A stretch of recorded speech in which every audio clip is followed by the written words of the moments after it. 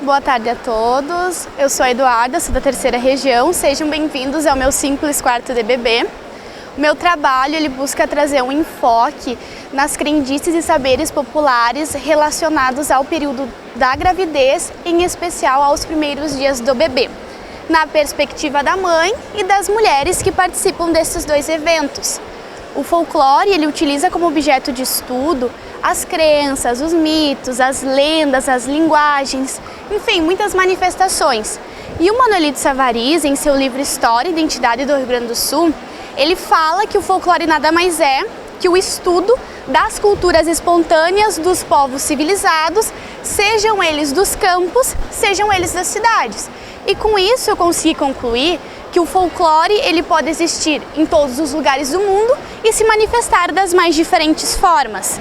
A figura da mulher ela é representada pelo movimento tradicionalista gaúcho através de um recorte histórico do decênio Farroupilha. E naquela época, a mulher tinha apenas a incumbência dos afazeres domésticos, de cuidar do lar, do marido, de rezar por um marido que era arrumado pelo seu pai. Porém, nesse contexto, a gente nunca pode esquecer a real importância que essa mulher teve, tanto dentro de casa quanto na própria sociedade, pois enquanto os homens iam para a guerra, quem ficava nas estâncias assegurando toda a economia do Estado eram essas mulheres, independente da sua condição social, seja ela dona da propriedade, ou a peoa, ou a escrava. Diante desse contexto histórico, então a maioria das coisas que se refere ao folclore da mulher ou é voltada para o lar ou para as condições do seu corpo. Por isso eu resolvi falar sobre a gravidez e os primeiros dias da criança. Eu trouxe 3 exemplos de mulheres que ajudaram na nossa formação social. Vou começar falando dos povos indígenas, só para abrir um pequeno parênteses. Mesmo que antes falavam que os indígenas não eram povos civilizados, hoje a antropologia já provou diferente, que sim, que os índios são povos civilizados. Um exemplo, a Índia Guarani. Ela praticava o ritual da couvade ou do choco, que era o ritual do recém-nascido. Ela ganhava o seu filho afastada da aldeia, esse local era preparado pelo seu marido uns dias antes e quando ela estava ganhando esse filho, o marido ficava lá na aldeia fingindo ter as dores do parto para afastar os maus espíritos. A Índia ganhava esse filho, levava para o marido reconhecer e após o reconhecimento ia direto para a roça para ela provar que ela era uma mulher forte e também para afastar os maus espíritos. Já a mulher escrava, além dela cuidar dos seus filhos, que muitas vezes eram vendidos, elas também cuidavam dos filhos dos seus senhores, servindo como ama de leite, ama de criação e até mesmo ajudando no parto dessas crianças. As mulheres imigrantes, na sua grande maioria, eram mulheres muito religiosas, acreditavam na Nossa Senhora do Bom Parto e também eram elas que faziam o enxoval de suas crianças.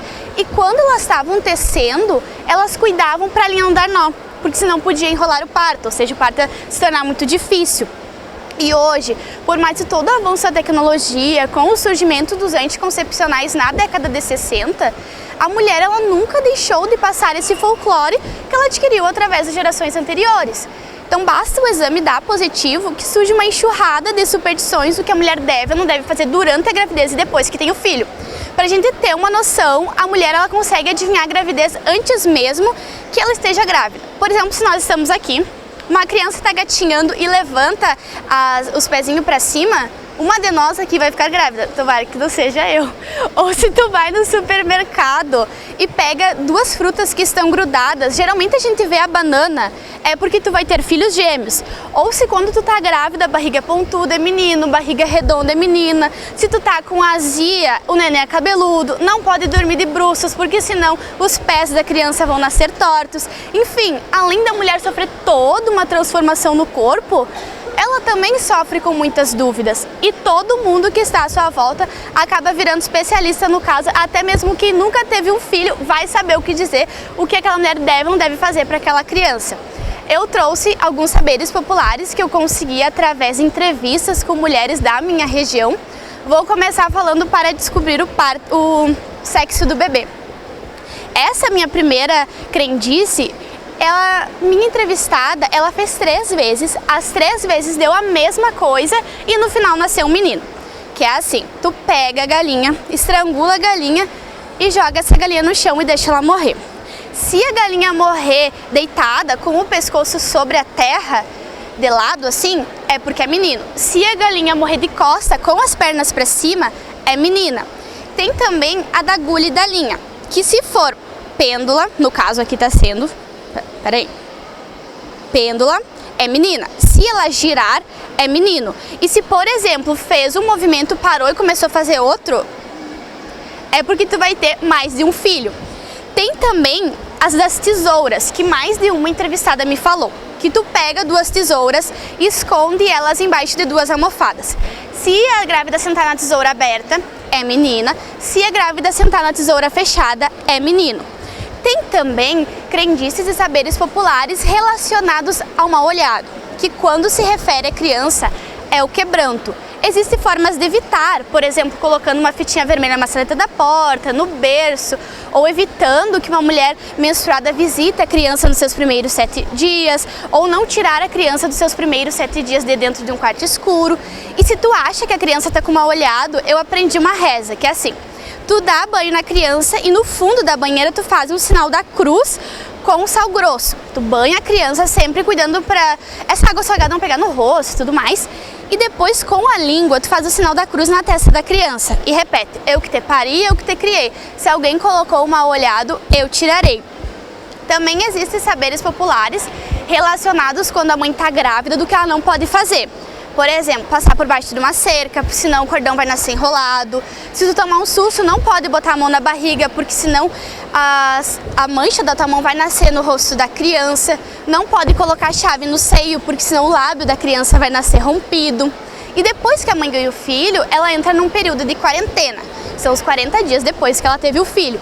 E nesses 40 dias, ela não pode lavar o cabelo, não pode comer nenhum tipo de comida com muita gordura, e também pegar nenhuma corrente de ar, seja abrindo geladeira, ligando o ventilador, abrindo a janela, porque senão pode dar uma forte dor de cabeça, que não é sinusite, não é enxaqueca, não é nada disso. É uma dor de cabeça que só se cura através de benzedura. Enfim, eu trouxe alguns saberes populares para vocês em função do tempo. Talvez alguns vocês já sabiam, ou se sabiam, sabiam de uma forma diferente. Porém, como são crenças, depende muito do que vocês creem. E com essa pesquisa, eu consegui perceber que o corpo da mulher, ele nunca foi um corpo frágil, como muitas pessoas falam. Porque o corpo da mulher, ele sobreviveu desde as conquistas, a escravidão. E esse corpo, ele já foi torturado, objetificado, explorado.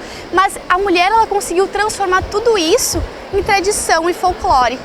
Essa era a minha fala que eu tinha para vocês. Não sei se vocês têm alguma pergunta, alguma dúvida.